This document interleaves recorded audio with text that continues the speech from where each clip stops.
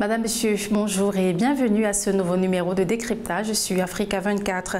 Nous recevons Hamid Mernaoui. Il est le directeur du Learning Center de Lawine, grande ville située au sud du Maroc. Ce centre appartient à la Fondation Fosbokra du groupe OCP.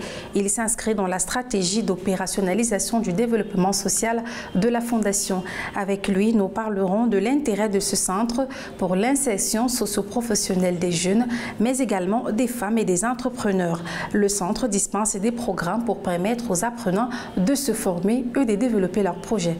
Pouvez-vous nous parler de l'impact du Lawine Learning Center? Le Lawine Learning Center, c'est un centre qui appartient à la Fondation Fosbokra. Elle est pour la réalisation et l'opérationnalisation de la stratégie de la Fondation Fosbokra pour le développement social dans la région. Vous avez beaucoup parlé de l'insertion professionnelle des femmes. Pourquoi avez-vous mis un accent particulier sur les femmes? Educate a woman, as they say in English, je répète cela. Comme on dit en anglais, educate a child, educate a man. You educate a woman, you educate a nation. Quand une femme bien éduquée, c'est l'éducation de toute la nation. C'est elle qui s'occupe de ces enfants-là au foyer, c'est elle qui s'occupe des études de ses enfants, d'hygiène et ainsi de suite. Si la femme réussit à faire ses responsabilités d'une façon très propre, on va bien sûr, c'est une garantie d'avoir des enfants bien éduqués au futur. Et bien sûr des bons citoyens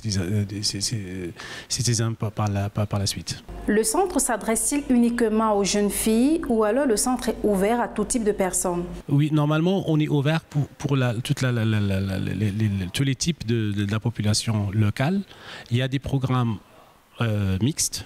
Par exemple, émergence des compétences, un programme qui cible l'autonomisation des jeunes. Ce sont des programmes qui sont mixtes. Et, comme vous avez déjà voyé, il y a des filles et des garçons dans les mêmes classes. Il y a des programmes dédiés juste pour la femme au foyer entre l'âge de 20 ans à 45 ans. Pardon, il y a des programmes, par exemple, d'entrepreneuriat dédiés juste pour les femmes, dans la même tranche d'âge. Mais il y a d'autres programmes où on peut avoir des gens mixtes, par exemple, l'entrepreneuriat, la création de petites entreprises, par exemple, les startups, aussi pour les associations. On a des gens, il y a des femmes, des jeunes, des vieux, parfois, c'est rare, mais notre cible notamment est la jeunesse. On veut vraiment travailler avec la jeunesse et on veut renforcer leurs capacités pour qu'ils puissent être plus actifs et dynamiques dans la société. Parlez-nous à présent de votre politique d'encadrement parce que nous avons eu l'occasion de rencontrer un ancien pensionnaire du centre, aujourd'hui devenu formateur. Au début, on avait un petit problème des compétences, surtout au niveau local. On se dit, voilà, il faut d'abord commencer par renforcer les compétences locales. Et maintenant, on a devenu à avoir une satisfaction dans certains programmes de 100%. On a commencé par l'amélioration des compétences locales, notamment par les compétences des encadrants et des formateurs. Comme je viens de dire que le programme d'émergence des compétences, c'est un programme dans lequel on cherche des talents, on cherche des compétences. Et une fois qu'on trouve quelqu'un avec un très grand potentiel, on le renforce à travers des formations des formateurs, à travers bien sûr, on a des manuels sur place, on a des procédures. C'est juste comme ça, on le renforce, comme ça ils deviennent, on les insère dans notre programme, puis ils deviennent self-employed.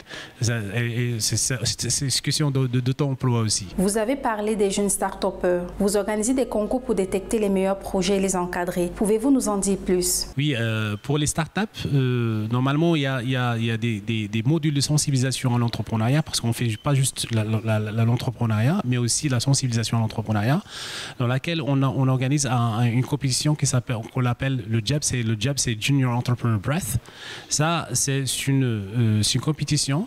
Après avoir bénéficié du contenu des modules de la sensibilisation, les jeunes entrent en compétition entre eux dans une compétition business model. Juste pour dire, voilà, quelles sont les idées les plus innovantes, la meilleure idée, la meilleure présentation, parce que c'est du développement personnel aussi. Et puis, les gagnants auront un passeport pour passer au programme d'entrepreneuriat directement. Pour l'élaboration des business plans, c'est pas parce qu'au début c'était juste business model, c'est juste l'idée plutôt. Et puis Après, il y a bien sûr la compétition, ils ont d'autres prix, mais c'est juste pour les encourager à travers cette compétition-là.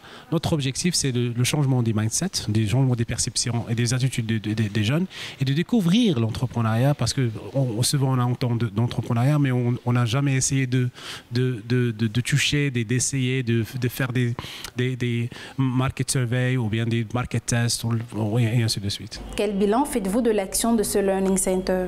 Maintenant, après 5 ans, on a plus de 14 000 bénéficiaires qui ont bénéficié de pas mal de programmes.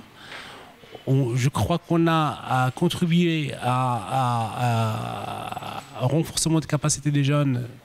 Le centre maintenant devient un hub, comme vous voyez, un hub des jeunes.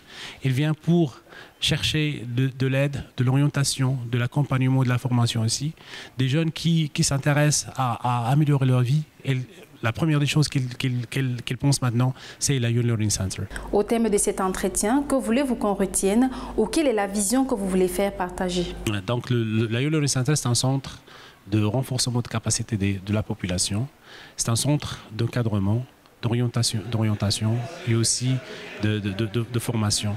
Les jeunes qui cherchent à améliorer leur vie, qui ont une motivation et un strong will, qui veulent vraiment faire des choses, la Youth Learning Center est pour eux. Il est toujours ouvert pour eux et c'est à eux.